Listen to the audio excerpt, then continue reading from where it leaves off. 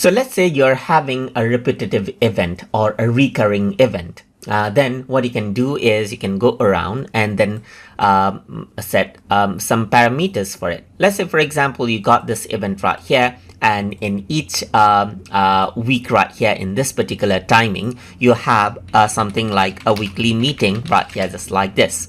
So let's just go ahead and select out a calendar for this right here in sample calendar, and let's say this is going to be weekly right here. So you can go around, select a category for this as well, but what I want to do is repeat this out on a weekly basis. So you can see that you can go around and select it out forever or till a particular date as you like. You can also go around and set out reminder right here for that particular event.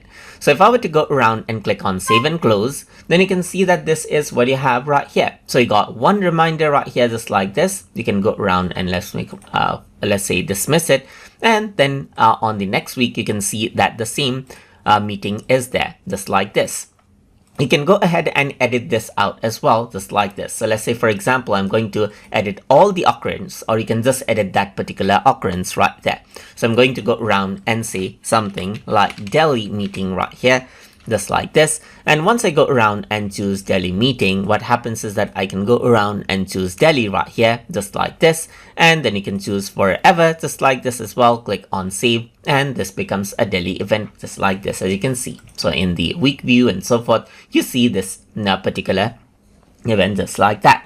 So that is how you can go around and work around recurring events inside of Thunderbird. And if I want to make it an all-day event as well, I can do that as well. Let's say, for example, if I were to double click right here, I can go around and let's say, for example, say event right here, for example.